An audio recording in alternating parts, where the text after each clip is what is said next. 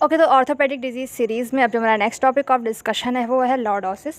सो lordosis एक तरह का ऑर्थोपेडिक डिफॉर्मिटी है। जैसे कि मैंने स्कॉलियोसिस और काइफोसिस को कवर किया था, ठीक उसी तरह लॉर्डोसिस भी एक तरीके की ऑर्थोपेडिक डिफॉर्मिटी है जो कि स्पाइन के अंदर होती है। तो अब हम इसके डेफिनेशन को पढ़ते हैं। Like what is the definition of lordosis?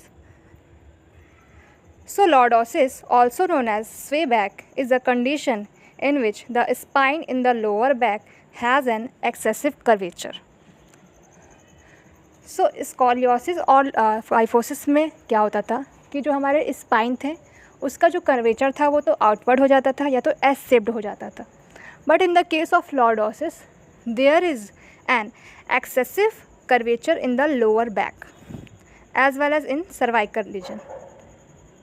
सो इन तीनों बीमारियों में डिफरेंस क्या है? सो इन तीनों बीमारियों में सबसे ज़्यादा मेन जो डिफरेंस है वो ये है कि स्कॉलियोसिस और काइफोसिस जो था वो हमारे थोरैसिक रीजन को अफेक्ट करता था, थोरैसिक रीजन को अफेक्ट करता था। But in the case of lordosis it affects the lower back. Okay, it affects the lower back specially the lumbar as well as cervical region, lumbar and cervical region. Okay, so जो main difference है वो यही है कि scoliosis और kyphosis में जो हमारा थोरैसिक रीजन था वो अफेक्ट होता था, बट लॉर्डोसिस में क्या होता है, हमारा सर्वाइकल और लंबर रीजन जो होता है अफेक्ट होता है। इसमें जो होते हैं एक्सेसिव कर्वेचर डेवलप हो जाते हैं। ओके, सो ये था इसका डेफिनेशन। अब आगे पढ़ लेते हैं। Also lordosis is a medical term use to describe an inward curvature of the portion of lumbar and cervical vertebral column. So ये था इसका डेफिनेशन। अब पढ़ लेते हैं इसकी एटियोलॉजी, मीन्स इसके कारण के बारे में। सो first one is primary cause. So primary cause जो है वो इसका इडियोपैथिक है, अननोन है, अभी तक हमें नहीं पता चला है। But secondary cause includes spondylolisthesis. Spondylolisthesis भी एक तरह का ऑर्थोपेडिक डिजीज़ है जो कि मैं नेक्स्ट टॉपिक इसको कवर करूँगी। सो इसकी वजह से क्या होता है, लॉर्डोसिस हो सकता है। एकॉन्ड्रोप्लेसिया, ये भी एक तरह की ऑर्थोपेडिक डिजीज़ है जो कि लॉर्डोसिस को कॉज कर सकती है। उसके अलावा ऑस्टियोपोरोसिस, जिसका जो वीडियो है मेरे चैनल पे ऑलरेडी अपलोडेड है। सो ऑस्टियोपोरोसिस का बेसिकली जो मतलब होता है वो होता है वीक बोन, मतलब बोन की डेंसिटी जब कम हो जाती है तो उसे हम कहते हैं ऑस्टियोपोरोसिस। सो ये भी जो इसका एक कारण हो सकता है। As well as muscular dystrophy, ये भी जो टॉपिक है वो ऑलरेडी मेरे चैनल पर अपलोडेड है। सो MS की वजह से भी हो सकता है, काइफोसिस की वजह से भी हो सकता है, पॉस्चरल लॉर्डोसिस की वजह से हो सकता है, और मोटापा ओबेसिटी की वजह से हो सकता है। सो ये सारे जो थे वो थे इसके कॉज, इसके कारण। अब जान लेते हैं इस डिजीज़ के रिस्क फैक्टर्स के बारे में। ओके, सो रिस्क फैक्टर्स में ऐसे कौन कौन से पीपल्स हैं जो कि सबसे ज़्यादा लॉर्डोसिस के इफेक्ट में आते हैं? सो first one is older age.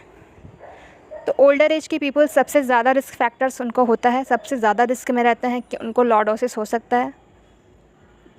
Poor posture, अगर किसी का पॉस्चर पुअर है तो उस वजह से उससे लॉर्डोसिस हो सकता है। एज वेल एज ओबेसिटी, मोटापा भी इसका एक तरह का रिस्क फैक्टर है। प्रेगनेंसी में भी ये देखने को मिल सकता है, अगर किसी को प्रेगनेंसी है तो उस केस में उसे लॉर्डोसिस हो सकता है।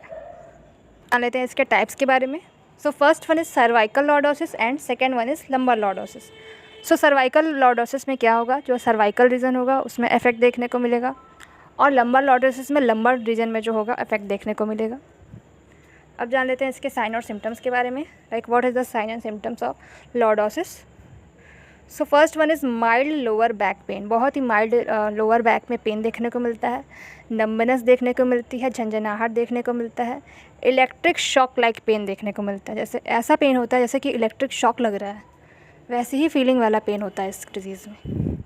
वीक ब्लैडर कंट्रोल देखने को मिलता है, बार बार यूरिनेशन होता है, मसल वीकनेस देखने को भी मिलती है, थकान फैटिगनेस देखने को मिलती है, difficulty maintain muscle control. Okay, so ये सारे जो होते हैं वो साइन और सिम्टम्स देखने को मिलते हैं। अब पढ़ लेते हैं इसके डायग्नोसिस को कि इस डिजीज़ को हम कैसे डायग्नोस करते हैं। तो सबसे पहले पेशेंट की हिस्ट्री टेकिंग करते हैं, पेशेंट की हिस्ट्री लेते हैं, उसका फिजिकल एग्जामिनेशन करते हैं, रेडियोलॉजिकल फाइंडिंग में एक्सरे कराते हैं, CT स्कैन कराते हैं, as well as MRI scan कराते हैं ऑफ स्पाइन। इससे हमें क्लियर हो जाती है इसकी डायग्नोसिस। ट्रीटमेंट में आता है medication NSAID for pain and swelling. Pain और स्वेलिंग को रिड्यूस करने के लिए NSAID आइबुप्रोफेन देते हैं। Okay, physical therapy to strengthen muscle and improve range of motion, physiotherapy की रिकमेंडेशन देते हैं। टू स्ट्रेंथन मसल की स्ट्रेंथनिंग के लिए और रेंज ऑफ मोशन को बढ़ाने के लिए। उसके अलावा वेट लॉस कराते हैं टू हेल्प पोस्चर को मेंटेन करने के लिए वेट लॉस की एडवाइस देते हैं, क्योंकि ओबेसिटी जो था इसका एक तरह का रिस्क फैक्टर था। ओके। ब्रेसेस इन चिल्ड्रंस, ब्रेस जो होते हैं वो चिल्ड्रंस में रिकमेंड करते हैं। Surgery in case of severe neurological concern, surgery जो होती है वो रिकमेंड करते हैं इन सीवियर केसेस। सो ये था लॉर्डोसिस का lecture and I hope so कि आप लोगों को ये क्लियर हुआ होगा। तब तक के लिए बाय एंड टेक।